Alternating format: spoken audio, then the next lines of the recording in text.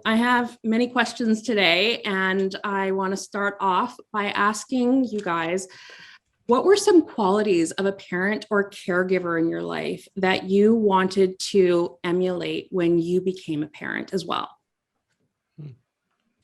Absolutely. Alicia, do you want to take that first or?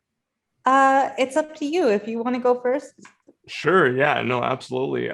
So I suppose for myself, I really enjoyed how playful and silly that my dad was, growing up. I think like that was something that I thought really resonated simply because in life you don't want to take life too seriously. And yes, you do want to set boundaries with your kids, but I think that, we lose a certain essence as we get older, where we think that everything has to be so, or at least most people I've come across feel like things have to be so rigid and so serious. And that's what maturing is and becoming an adult. Love And you. I think that the cool thing that happens is that you're able to really experience those moments of allowing yourself to be playful and silly with your children. And in this case with my daughter, it's been absolutely incredible to be able to go through those experiences with her. She's only 13 months now, but I think she really gets that sense and that feel for it's okay to be silly. Like sometimes in the morning, Karen will bring her in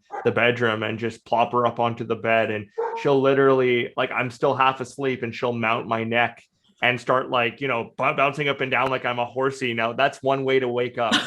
But I can tell you that I definitely don't think she would be that way if we didn't give her the license to know that it's okay to be silly and fun and playful, even at 13 months. And she's so cognitively aware and she's so aware of her surroundings that we're just really excited to see that side of her come out. So that's definitely how I lead with parenting, while also, as you say, setting boundaries, because as a wheelchair user and having things around the house, you definitely have to know where to place things and where not to place things, especially now that my daughter is running around and reaching and climbing and grabbing. So I think there's a balance there, the playfulness, but also setting the boundaries to make sure that she's safe and that everything is still within reach and is accessible for me. So that's been an interesting one. Thank you. I think Marco brings up a really good point. Once they're mobile, it gets really hard to be able to put things in the space that you can reach, but not where, your child can reach to keep them safe. So that can be really challenging. But I think some qualities in a caregiver or people that helped me growing up is just like patience and understanding and giving me the space to like figure things out. You know what I mean? Like not having this like rigid like platform of like you have to do things this way, like giving me the space to know that I'll figure it out at some point. And I think that goes with parenting as well, in the sense of like, when you're a parent, especially when you're becoming a parent with a disability, I mean, any parent for that matter is being thrown so many things and you're learning new things. But it's really hard. Sorry, my help just arrived and my service dog is going crazy. So I think it's just really important to know that even as a parent with a disability, you will figure things out and you have to give yourself that space and that patience. And also your child is really going to adapt as they get older. You adapt and your child overcomes and you figure things out together. And you're a team. Like, I don't know if any of you follow Nina Tame, who's in the UK, but it's right here. But she posted a picture yesterday of her son standing on her lap in a supermarket to help her reach laundry detergent. And I mean, that's so that's what it is. It's just patience and understanding and figuring it out together. And I think to your point, Alicia, it's utilizing your children and showing them that it's okay to have differences in the way that you do things. And in fact, that normalizes the experience for your child. Right. And not to speak out of turn, but like Jenna, this is one of the craziest things for me is like the learning and the understanding that in the beginning. Remember on your podcast, when we had that interview, I was talking to you about my own insecurities around, would my daughter respect me growing up because I had a disability, or would she treat me differently because I was a dad with a disability? Mm-hmm. And I actually am discovering through this first 13 months that it's exactly the opposite, because that is the normalization. So when she's out there in public, or she sees somebody in a wheelchair on TV, she actually points and says, Dada, because she's associating the wheelchair with me, and with understanding that that's just a part of who I am. And it doesn't change the aspect of how she treats me at all. So that's been an amazing discovery for me. Yeah. Well, with my goddaughter, when she was growing up, I obviously would take her for rides. And then I figured out that she just assumed anybody in a wheelchair would expect her to run up and jump on their lap and, go for a ride. And nice. We had to have that conversation eventually. Nope, just Jenna. Yeah, but see, that's amazing, because that shows that there's a level and a building of trust there that she's established with you, that she just feels like that's the norm. And I think that that's really exciting to learn, because it is an iterative process, and everything that you learn and go through, certainly in the first several months, or even days, weeks, is extremely difficult. But as you start to adjust, I think that people forget that when you have a child and you bring them home from the hospital, you're literally bringing home a complete stranger into your house. And now you have to learn how to completely change your routine forever. It's like 24 hours previous, you had one life, and then now you have a completely different life, and it completely changes overnight. But it's powerful. It's powerful. Absolutely. It's a great word for this, actually. My next question is, can you think of some skills that you've learned from navigating the healthcare system that may have made you feel more confident being a parent with a disability, like better communication skills, patience, learning how to advocate for yourself, which in turn can really help you feel able to advocate for your child? Wow, that's a really strong one. Ayesha, do you maybe there's some differences in the US healthcare system versus Canadian? So I'd love to hear your take. Sure. I definitely think advocating for myself and really, learning to speak up, especially before I became a parent, I had some issues. I have cerebral palsy, so I have a backlift and pump implanted, and I had issues for the better part of 6 months with my pump, and doctors basically didn't believe me because they had never seen it before present the way that it presented for me. And so during that time, I really had to learn to speak up for myself and advocate, because I was actually told by multiple doctors that I was being a waste of time and taking up valuable bed space. Turns out that my pump completely malfunctioned, or at least the catheter of the pump malfunctioned. But they had never seen it, and it was intermittent. So I'd be fine one day and then screaming and crying and all these things the next day. So I think really advocating for myself is a big one, because that will help you advocate for your child, but also knowing that it's okay to just like be yourself, and just kind of like, I'm trying to think how to put it, just to kind of let things like evolve as they do, but not being afraid to like ask for help. And I think that's a big thing with parents with disabilities too, is like, I remember crying in the hospital and being really overwhelmed, because the mama bear instinct in me was like, you need to care for your child. Like, you just gave birth to this human, like you need to be able to care for him. But the disability part of my brain had not caught up to figuring things out. And so I had to learn to give myself the space to figure things out and the time, because my mama bear brain wanted me to figure everything out immediately that second. And I had nurses in the hospital that every time I was holding my son, they wouldn't leave my side because they thought I was like going to drop him on the floor or something. And a really important anecdote to this question is, I went to go take my son for a walk because we were in the hospital for 6 days. And so my significant other, he was pushing me, and I was holding Nolan in my arms, and I go like out of the hospital room, and everybody's giving me like this death glare. And I'm like, what is going on? Like, I don't understand. And finally, somebody says to me, you can't do that. And I was like, what do you mean I can't hold my baby and like take him for a walk in the hall?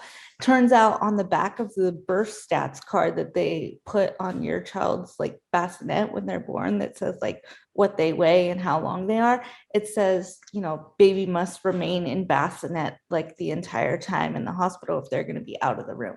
Now, I don't know what parent would read the back of that card. It was like in the tiniest writing.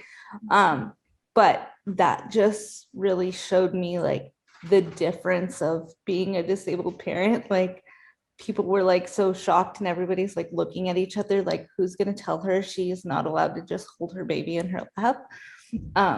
But I think there's like, you know, there can be a lot of judgment from the medical system too when you have a child and you have a disability, because they don't see it often. So it's like, what is this? Wow. Yeah, wow. That is, now that card, Ayesha, does it say that for all new parents? It says that on the card, like you can't remove the baby from the bassinet while they're in the hospital. That's, they didn't just have that typed down there because you're a parent with a disability, correct? No, that's for everybody. I guess Okay, good.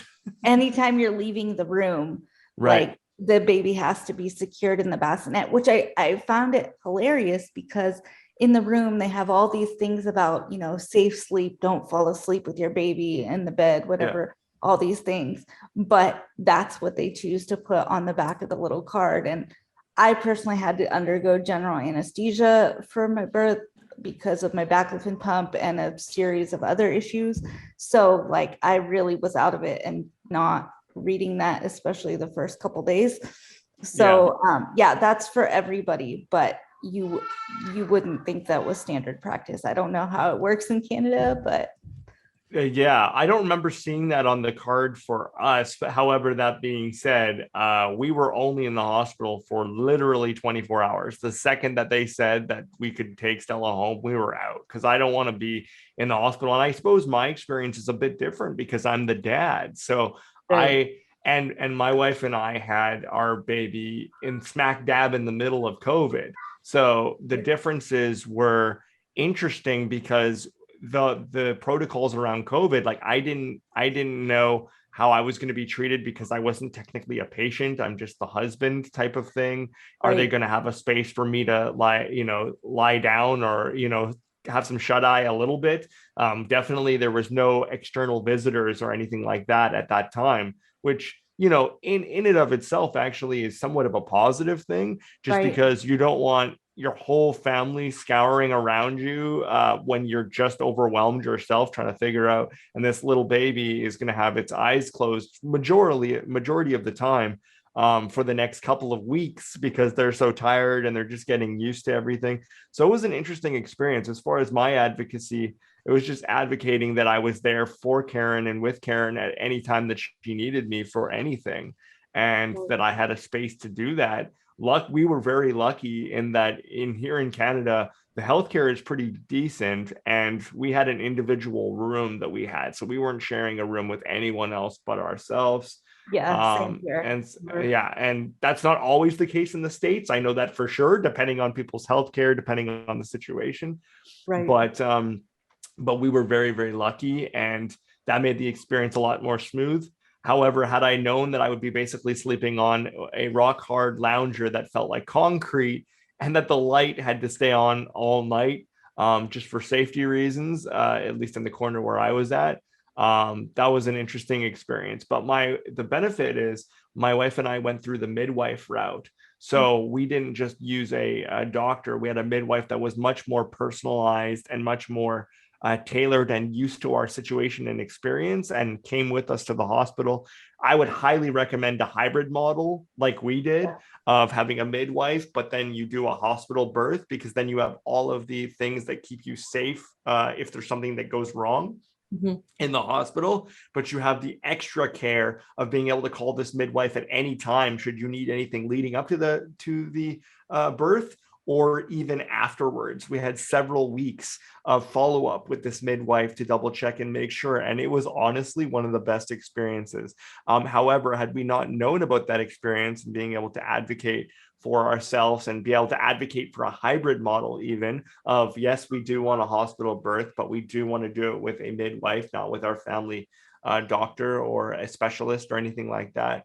It was quite the experience. So I very much appreciated it, enjoyed it. And the healthcare professionals, even though they were strapped because it was in the middle of COVID, they actually had to get OR nurses taken out of the operating room to help deliver Stella because they were short staffed.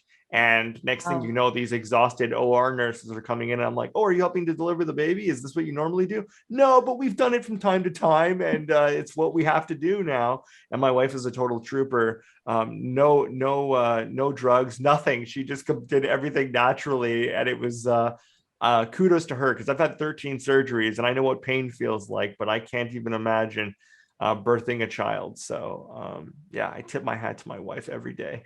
Yeah. Wow. Thank you guys so much for sharing that. I really appreciate it. My next question is, when you think of parents out there with a disability, like Superman's Christopher Reeve and Rick Hansen, Chantal Petitclerc, and more, who's been a parenting with a disability role model that you think others would benefit learning more about? That's an interesting one. Do you have one ready in mind, Ayesha? You know what? I don't, but that brings a really good segue as to why I started my nonprofit, Adaptive Parent Project, because when I was pregnant with my son and looking for resources, there was literally nothing, like nothing. I mean, the Adaptive Parent Project just became a nonprofit last year, but May 2nd was the 2-year anniversary of when I uploaded my first video on YouTube. And so I didn't really have anyone to reach out to. There was one mom with CP kind of local to my area that I had met, but her son is now like 12. So, you know, as far as like role models like that, I unfortunately didn't really have that. So I decided to create the change that I thought needed to happen, because there's really, at least for me, like there was no centralized place. I was like, why is there nowhere, like we're in 2022 or 2020 or whenever, you know, we started, and I'm like, why is there no central place for parents with disabilities to go find resources, to find videos of like different ways they've adapted things, you know? And so I was like, okay, I'm going to create this and hopefully we'll create a community, and parenting with a disability will be less isolating, because it's not like you go to your local park and like see a ton of parents in wheelchairs and walkers and canes and mobility aids, and you know, everybody's having a grand old time. And a lot of the times I feel like able-bodied parents can sometimes, depending on the area you're in, be you know, kind of scared to approach you and talk to you because they don't relate in a lot of ways. So sadly to say, I don't have like a role model. I mean, now I have a lot of parents with disabilities that I follow on Instagram. And for example, I just got to have dinner with Danny Isaiah a couple months ago, and that was like, I almost like started crying. I was so excited because it was so refreshing and so validating to be in the same space with someone. And she has twins that just turned 2 years old, and my son just turned 3. And so it was really nice to be able to have a conversation with someone that had a lot of the same physical limitations I do, that understood the struggle and understood how frustrating it can be when you can't adapt as fast as you want to, and it takes time to figure things out. And so really, I think my heroes are the parents that I follow in the Instagram community, because they get me. Does that make sense? It certainly does. No, that's really, really powerful. For me, I would say to be honest, like as far as role models with disabilities, I had a little bit more luck, I suppose, because I was involved in competitive sport. And so there was a lot of parents that I played wheelchair basketball with, or track and field, or things like this, who were parents far before I was a parent. I was starting playing with them when I'm 12, 13 years old. And so I'm watching them, as many of them were paras or quadriplegics, and I'm watching them navigate the situation and growing up with their kids, even seeing their kids start out as 5-year-olds, and by the time I'm finishing my competitive career, they're 14, 15, 16 years old. So it was cool to see that happen. And Jenny, you mentioned Rick Hansen. Alicia, if you don't know who Rick Hansen is, he's a very prevalent Paralympian Canadian who wheeled around the world in his wheelchair in the 1980s, and has now to date raised over $300 million for spinal cord injury research and disability related information and research. And I had the fortune of, growing up around Rick as well and learning a little bit from him. He has 3 daughters. They're all of adult age today. Rick is in his 60s, but it was really cool to watch that. That being said, that doesn't mean that I didn't have apprehensions or thoughts. I have CP as well, and so having cerebral palsy and not knowing how cerebral palsy was going to impact my ability to be a parent. And those types of things. But I would just ask those questions even before being a dad. How do you do this? How do you do that? If you remember, I know Marjorie's on the line. She's not really speaking today, but in my presentation last year in the Speaker Slam was all about my former basketball colleague, Murray, and how he told me when I brought up the issues around feeling like my daughter, what if my child in the future doesn't respect me? And my statement was, she'll just see me as dad. And that's what he told me, that she'll just see you as dad. And I never really knew what that meant until I experienced it. And now I understand, okay, wow, you're going to learn as you go. It's an iterative process. I can't quite say that I've gone to the lengths of looking on Instagram and seeing parents. Maybe that's just not my methodology. But learning as I go, talking to parents. There's a lot of the BCIT, the BC Information Technology Institute, which is like a college university here in British Columbia.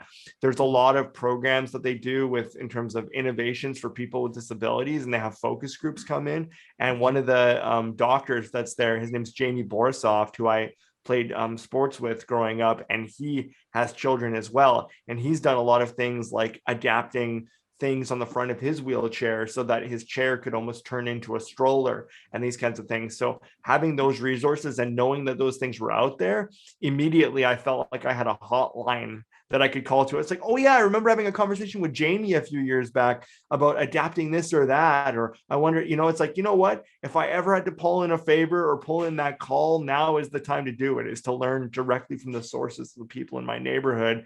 I've been thinking about it for years. It's like, why not reach out to those resources? But there were many resources as well that I didn't know if I even qualified for, because I, unlike many of my friends with disabilities, I don't have financial restraints like they do necessarily. And so I thought some of these programs were only reserved with individuals who are low income or things of that nature. And then I was being told, no, apply. Like, you should still see if you want to be a part of this program. If there's any way we can install smart tech in your home that would make things easier. Many of you, Jenna, I know you've seen my accessible crib. Like, these types of adaptations and things, like, don't let yourself hold yourself back from what they can do to make your life easier. Because that accessible crib just won the Tetra Society in Vancouver, the #1 vote, I guess, across Tetra North America for what they did for me with that accessible crib. And I don't actually get any of the benefit other than they get they're volunteers, by the way, that make these adaptions. They do it all voluntarily, and you pay what you can for whatever adaptions they create. I asked for an accessible crib. They made it. We made a video of it. It went somewhat viral and people loved it and they won. So they get to have a beautiful lunch on the house, just to say thank you to these volunteers. They don't realize that it's a simple crib, but the life sort of timeline that it gives me with my daughter and being able to adapt it as a toddler bed later on in life, like, is priceless. You can't put a price on that. And I wouldn't know these things or have learned these things if it wasn't for the people with disabilities around me that I witnessed and decided to have the courage to pick up the phone and give them a call. Yeah. Oh, and thanks. Yeah. Marjorie just shared the speech from last year. So thanks for that, Marjorie, in the chat. Marco, if you would be willing to do a video on your Crib for Adaptive Parent project and just kind of share it with other parents, that would be amazing. Sure. Yeah, absolutely. I mean, it could just be a super short video.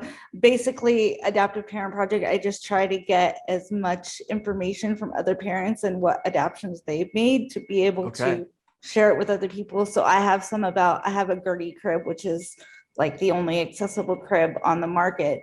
But I want so much for other parents to contribute so that it's not just me sharing my ideas, but if something I do doesn't work for someone, then they can find another parent on Adaptive Parent Project to be like, oh, that works better for me. So absolutely. Well, I can even probably reshare the original post that I had where I do a bit of a walkthrough. If you've got it up on Facebook or on Instagram or anything like that, I can definitely share that out for you. But yeah, I could record a new one as well.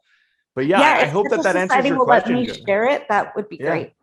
100%. Absolutely. But yeah, Jenna, I hope that answers your question. And I know not to flip the script and kind of do something unscripted and reverse it back on you, but I know that this is something for you, Jenna, as the interviewer, you've always had the desire to want to be a parent yourself. Yep. And I have to ask you, in learning what you've seen through either the Adaptive Parent Project or even on some of my videos and the adaptations that we've made, does that give you a little bit more confidence for yourself in terms of, you know, moving to the next stage of being a parent when you're ready?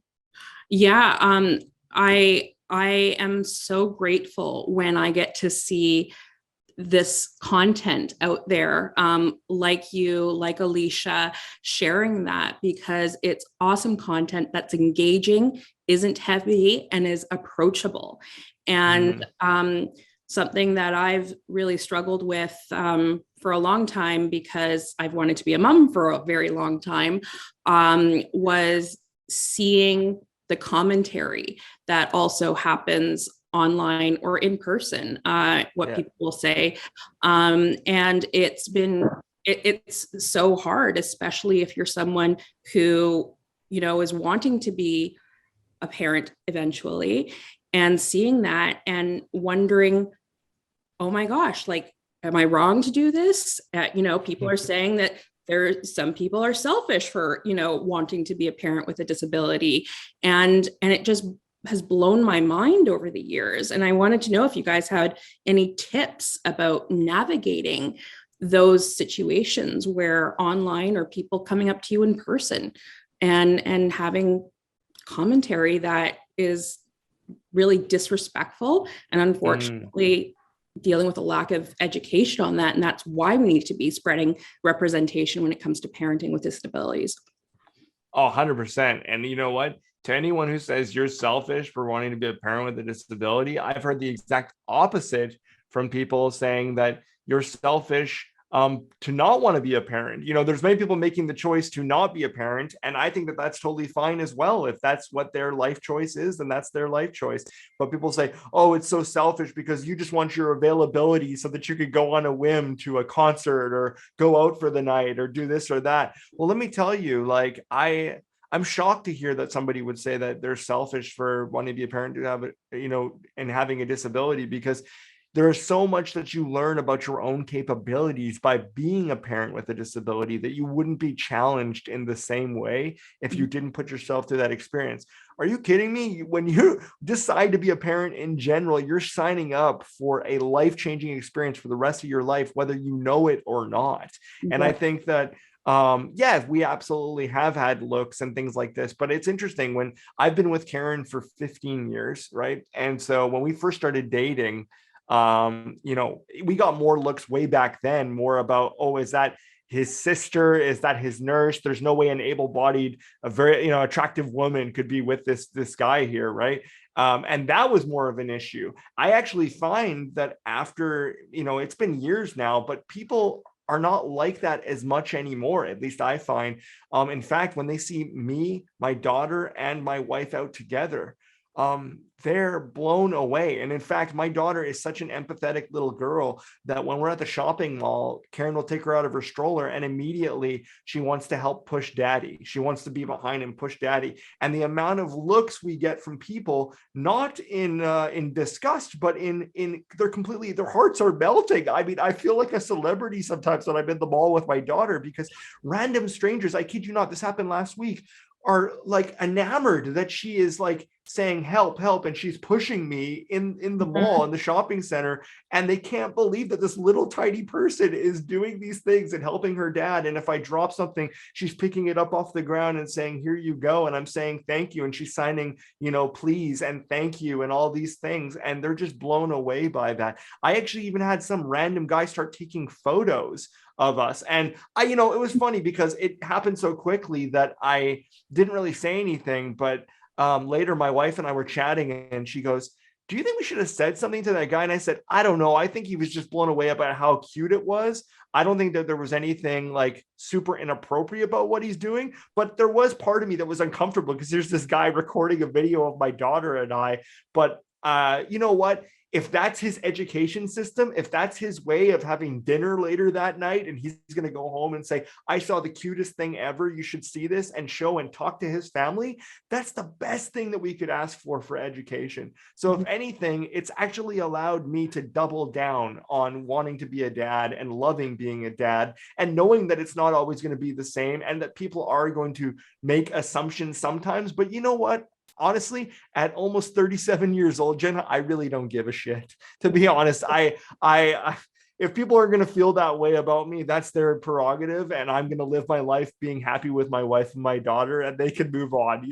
So at least that's my approach. I find like as you get older, you give less of a crap. Yeah, mind me saying, and that's where I'm at. So. It's good to hear. That's a good tip for people.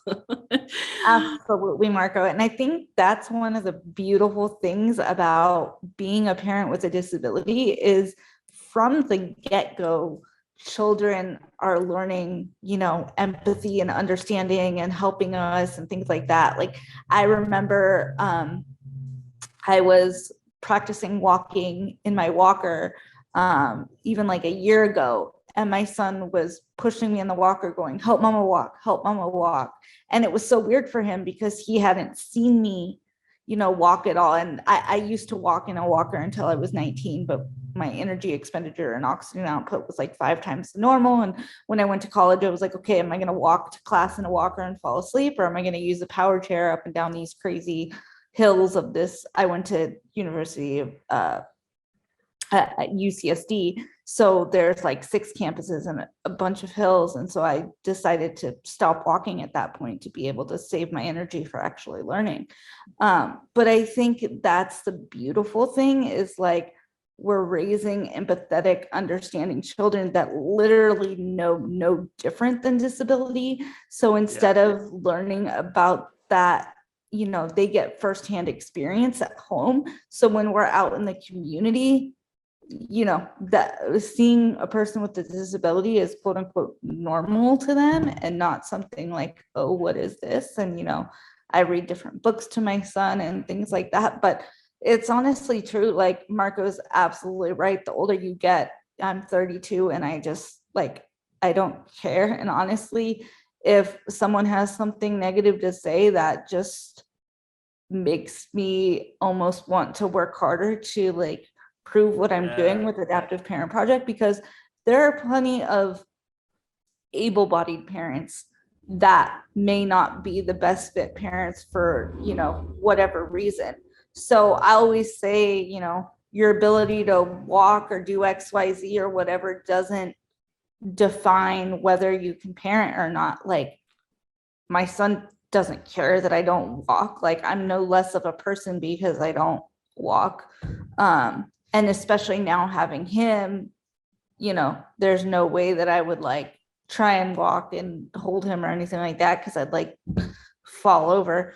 But that's just the thing. Like people have negative things to say to me sometimes, but it's just like, okay, that's your life. Like there are plenty of people that, may be addicted to drugs or whatever. And people may think, oh, like that person's a more fit parent because they're able-bodied, but your abilities in that sense don't really affect whether you compare it or not. Like if you want to have a child and you love your child, it doesn't matter whether you're disabled or not, whether you need help caring for them or not. Like I always try to remind myself, like my son's not going to be 3 forever. Like there's a lot of things that I need help with right now to like care for him, but he's not always going to be 3. Like eventually he's going to grow up and be a child and then be a teenager, and you know, it's going to be all right. Like you just have to remember you're in a certain stage for a certain period of time, and that's just what it is. It's a stage. And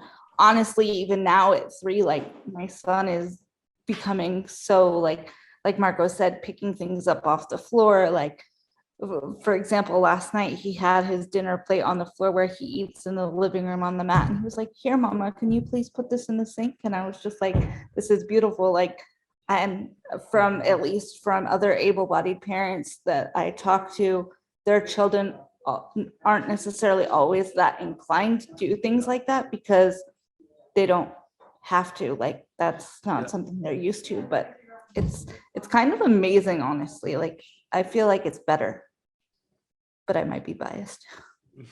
I agree with you. No, I agree with you. I hope, if anything, this is like a sales pitch to Jenna of don't give up on that, because honestly, I and you know me, Jenna, I'm pretty outspoken, so I don't really care about what most people think if they have misconceptions about things. My whole role as a speaker and a consultant, an accessibility consultant, is just that, is to remove stigmas and barriers and people's perceptions of what I'm capable of and what people with disabilities around the world are capable of. And I wouldn't be the person that I am today if I didn't want to pass that or impart that down to my daughter, little by little, day by day, within the actions that we do, right? So it all comes down to your life choices and the type of person that you want your child to be. Maybe this is the old school gamer in me, but I always look at being a dad is almost like having a character in a game. You're this avatar, and they have the choice in the game of going down the good path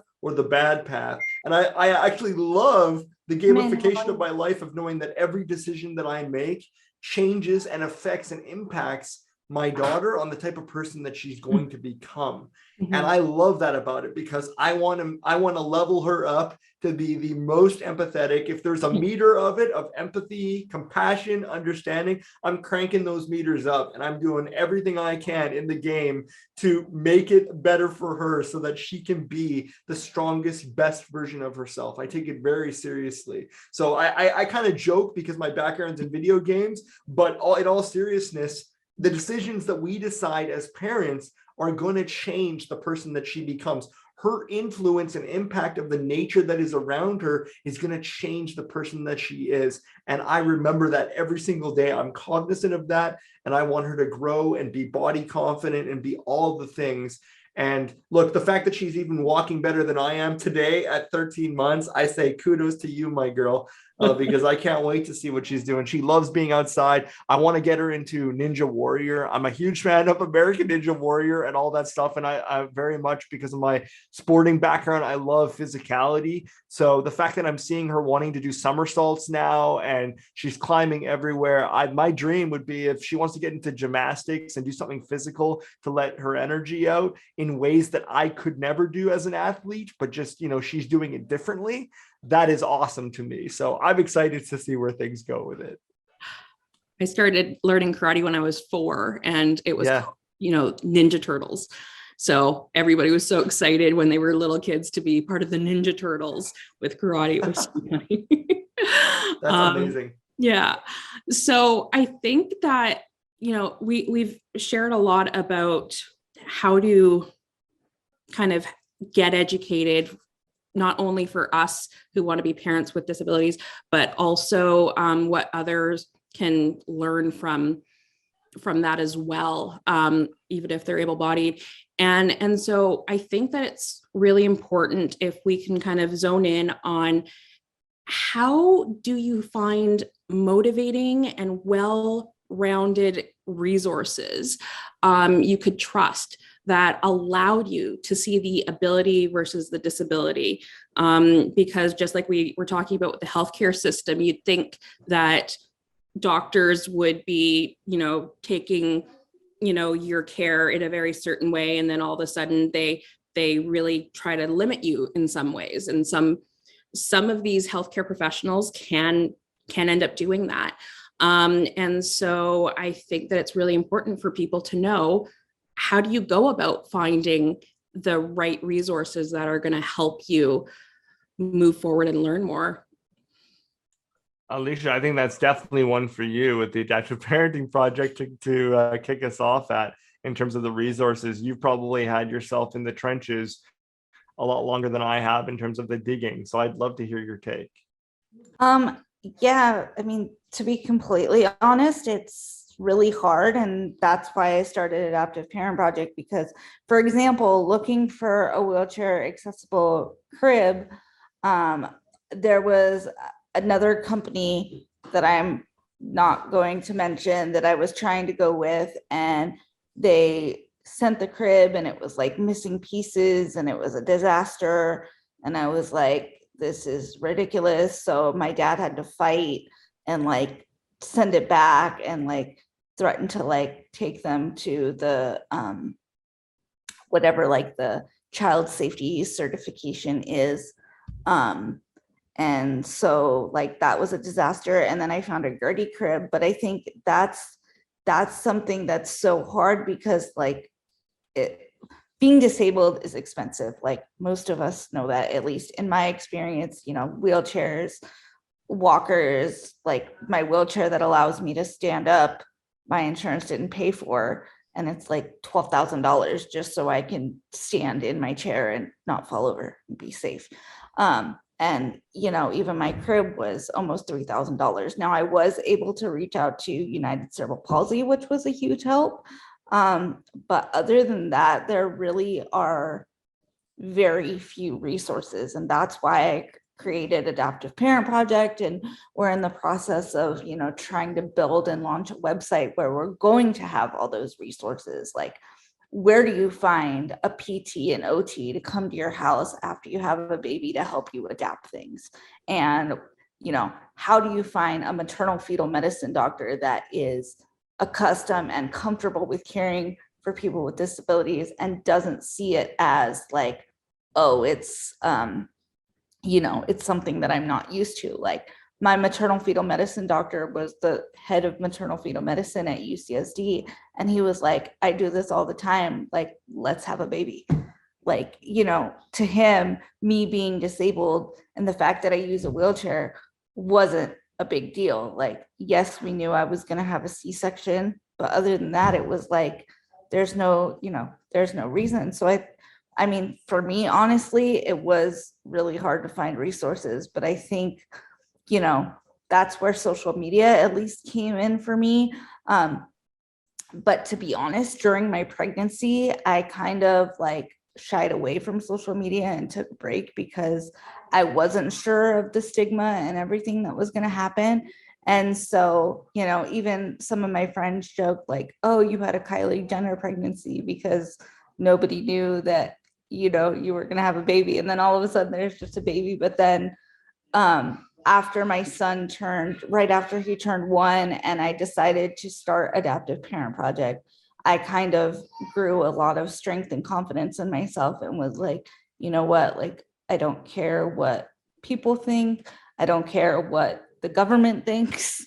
Like, I'm just going to be me and I'm just going to start this and help people, because there is nothing. And at least for me, having a newborn and an infant and not having resources was really isolating. And so I was like, I have to change this.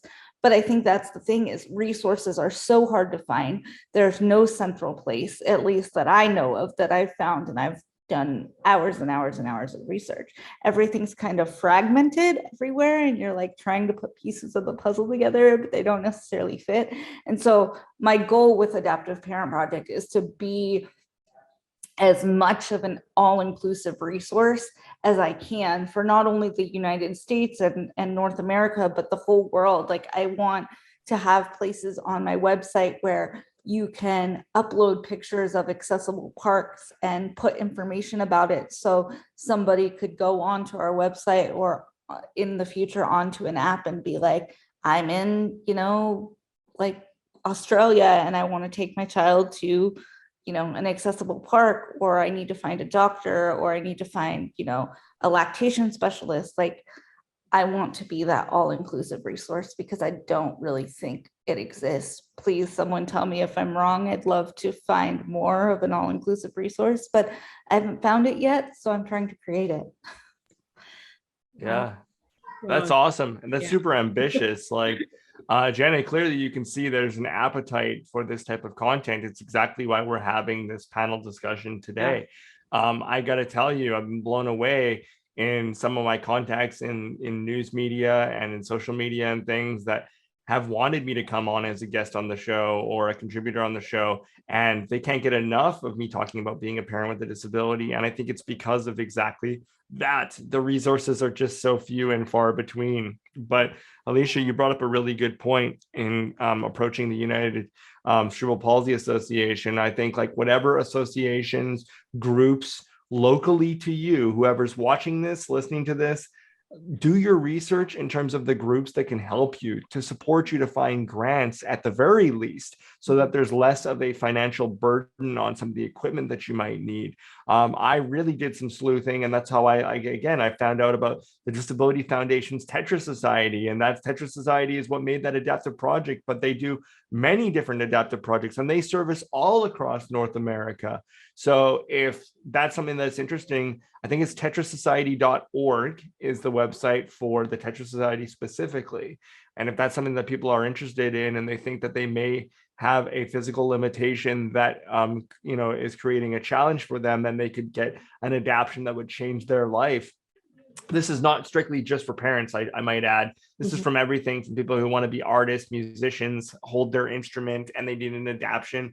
But in my case, I was coming in asking for adaptive crib, right? And that's made a huge impact. The Technology for Independent Living, and that's more of a organization in the Okanagan here in British Columbia. They're the ones that said to me, Marco, you already have all this smart home technology. Why don't you have us pay for it?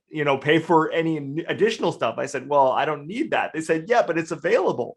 Oh, okay. We also have an automatic door program. Did you want to apply? I said, how does that work? Well, if you need an automatic door in your condominium installed, every one of our members has the opportunity to apply for at least one. So whether this is your home now or you're waiting for your forever home, let us know and we can install an automatic door if that's something that you need to be hands-free. I said, what? That's sometimes it's tens of thousands of dollars. And they said, well, that's part of our program. So I wouldn't have known that, but the second you start digging in your community, finding out about the local resources, finding out about the local not-for-profits that are out there. They may be not-for-profits, but not-for-profit organizations are savvy and they find ways to meet gaps and find gaps and niches in services that you didn't know was possible. See if you can develop some form of partnership. If you do have financial limitations, is there a possibility for you to advocate for them and be an ambassador? Maybe there's a quid pro quo sort of thing where you could do some advertising for them and speak about your experiences, and they could give you either a discount on what they offer, or maybe they can do something for you as a part of a way of good PR for that organization. You never know until you ask. So I encourage everyone, find the courage inside of you to find the organizations in your area that work for you, and don't be afraid to pick up the phone and say, what can we do to collaborate? You'd be surprised at the number of people that would say, I'm actually interested in collaborating. Thanks for bringing that up. So yeah, that would be my suggestion. Awesome. I think an important question from my perspective that I've really wanted to talk to some people about who are experts on this right now was, given that some people are born with a disability, some people have degenerative conditions, and some people might have acquired injury. And Marco, we've talked about how there's temporarily able-bodied tab. So we never really know if or when we might need to parent with a disability. how can we continue to create the opportunity to normalize parents with a disability so that future parents and their support networks are better able to recognize the ability and resilience more than the disability? I have some ideas, but Ayesha, please go ahead. Oh, no, I was going to say, please start off because that's a really deep question and I'm still trying to roll through it. Well, okay, so my advice would be, don't be the one that shames yourself, if that makes sense. Don't be the one to hide away your experience because you're embarrassed by being a potential new parent with a disability and you don't want to be seen in public at the park so that people are gawking at you or you think that they're going to be gawking at you. The way you can normalize that, start having those conversations. Literally, I take my daughter to the park every other day with my wife, and there's parents that don't have disabilities and they see me interacting with my daughter and they can clearly go, understand when I go, hey, honey, come over here, come back to daddy. Oh, wait, that guy's her dad. And then I get those parents coming up to me at the park. Oh, how old is she? So like just seeing and treating me normally, just like one of the other parents at the park, that is creating a conversation. That's also creating potentially a mind shift for the parents that I see out there in the community. And they go, wow, this is possible. Wow, I love the way that dad in the wheelchair carries his daughter around on his lap. And he feels so confident to do that when he's at the park with her. He doesn't look afraid at all. That is what creates conversations. Even if you're not a fly on the wall later on that night and they go home and have dinner and explain everything that they saw, those are the ways in which you're going to normalize things. And then second piece to that would be creating societies that are universally designed and accessible, because then it doesn't look like a struggle or a strain for anyone with a disability to be able to utilize whatever is in their environment to make life easier. So the more that we have spaces that are accessible to everyone, regardless of your ability, the more it's going to be easier to parent, because we don't have to bring special adaptive sticks or crazy things, that we need to make it easier, because the environments that we're in naturally do that for us. And I'll continue to push that message and push the needle forward on that as an accessibility consultant and as a speaker. I'll continue to spread that message, but man, has it opened up some incredible conversations just by being confident and not shying away from sometimes awkward or difficult conversations with people. Oh, how long have you been in a wheelchair? Oh, what was that like to be a dad, starting out? I've had people ask me every question, complete strangers, in ways that they probably wouldn't approach somebody who was able-bodied, but that's okay. The disservice that I could do is say, hey, buddy, F off. It's none of your business, that's not going to help anybody, because then they're going to get a chip on their shoulder of saying, I'm never going to approach a person with a disability again because of the experience that I had. I want to be one of the good experiences so they feel more confident to be a little bit more empathetic. Obviously, I'm not going to entertain really silly or malicious questions if I know that somebody's trying to line me up just to be a jerk. But I am going to, turn it back on them and ask them something awkward and then see how they like it, type of thing. And then we have a real conversation. And if they go, hey, you can't ask me that, and I say, well, you just asked me something very similar. So, let's have a conversation about that. And I kid you not, the times where I flipped that around and that person started out as aggressive towards me and mad, by the end of the conversation, they're shaking my hand saying, hey, you know what? Thank you very much for opening my eyes and having me see things a little differently. So I think that you have to have a bit of a thick skin. I think anyone with a disability can relate to having a bit of a thick skin, but use that to your advantage in your ability to be a strong parent.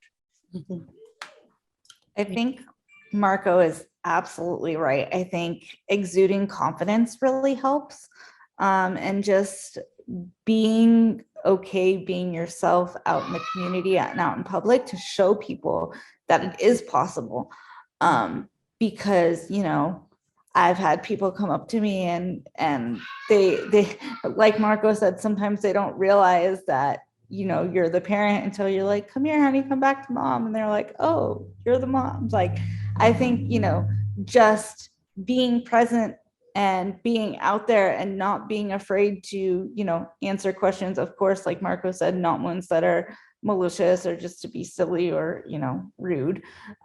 But just kind of being okay and being able to be a voice for the community of disabled parents, because, at some point in your life, somebody is going to end up disabled, whether they're, just born or they're 80. And if you don't end up disabled, you're probably gonna, if you're not alive, you're dead. So, I think we need to bring on the fact that disability at some point in life is normal, and it's a process that eventually everybody is going to go through at some point. But just like Marco said, that second piece to that is universal design.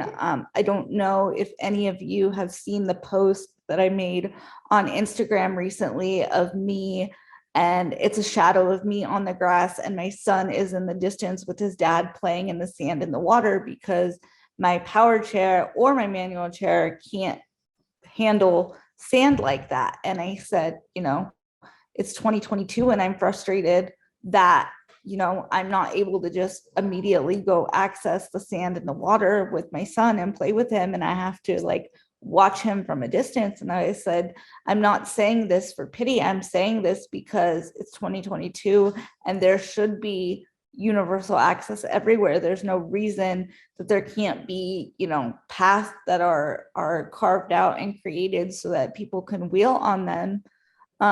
Because universal design doesn't inhibit anybody from being able to use things. It allows everybody to use things. And so, like Marco said, again, I think if people see that there's less strain and struggle, and we're not having to lug 50 million things with us to make life easier, then that's just kind of become like a normal part of society. Yeah. Wow. I fully agree. Yeah. Sounds like you need a couple Moby mats. That's what there's a company called Moby Mat here in Vancouver that does mats in beachfront areas that are blue, tough mats that go over top of sand, and they allow you to wheel in your chair. There are manufacturers out there, but we got to start, fighting the good fight and being champions for those organizations to get out there and advertise that in your, the major beaches, especially throughout California. You've got this beautiful backyard that you call home, and you're not able to appreciate it fully in that way. We got to change that for you. Right. And they got to make portable mats that aren't so heavy so that you can bring them with you. That's right. Well, I see Marjorie coming on camera here, so it looks like we're probably at the end of our time, but this has been awesome. Jenna, I hope as the moderator that you've gotten a few extra nuggets that you didn't have before we started, and that this has been great for you as well. Yeah, and I have people I now know to reach out to when whoever my child ends up being comes around. That's fantastic. I want to thank you, all of three of you. I mean, that was amazing. I was feeding the comments because every time you would sort of share a story, I was like, yeah, me too. My son pushed me and he loved that. And he was Dr. Thomas. I saw that, Dr. Thomas. Yeah. Yeah. He was the most popular kid on the ward in the hospital and the rehab center. It was just fabulous. And it was interesting also to listen and sort of go, oh yeah, because my son is, a preteen. So things might change. And yes, they're cute when they're young, and then something happens. And they're not always cute. Sometimes I'm ready for it. I'm ready for it. Yeah. Oh, I'm sure. I looked at videos from last year and watched Chantal, and it was really interesting when she was talking about how she went across the street with her son Elliot at that point, and her plan was to have him have his hand on her lap. And it was so interesting because it literally made me think of being 5 years old. I kid you not. And just literally watching parents and doing very basic things like taking their kid across the street. And my brain automatically, even as a 5-year-old, I started to think, how would I do that in a wheelchair? And so that was something that even I, came up with. I'm so surprised that, Chantal, used that as an example, because apparently I was on the money even as a 5-year-old. So yeah. It's really, I think, about sort of finding this community and realizing that there's a lot of things that we do that we all think of, or that somebody might have another solution. And I think it's about sort of being creative and open to different solutions and how we could do things. But certainly I like Marco's, and on that I think we'll end. I love Marco's comment about sort of championing those companies who make those adaptations and who are willing to work with us to make sort of parenting with a disability normalized and be like any type of parenting. So that one I will remember, and I thank you so much. And thank you all of you. And I hope to see you guys on May 25th. It's going to be with researchers. So this time it's a little bit different in terms of the conversation. But a lot of what was talked about today is also what we see in research. So it's not just like us four, it's a whole bunch of people who are going through the same things. And it's time that we sort of amplify those voices. And that's also what we're going to be doing on June 1st. So we hope that you will join us on that event as well. So thank you so much, everyone, and talk soon.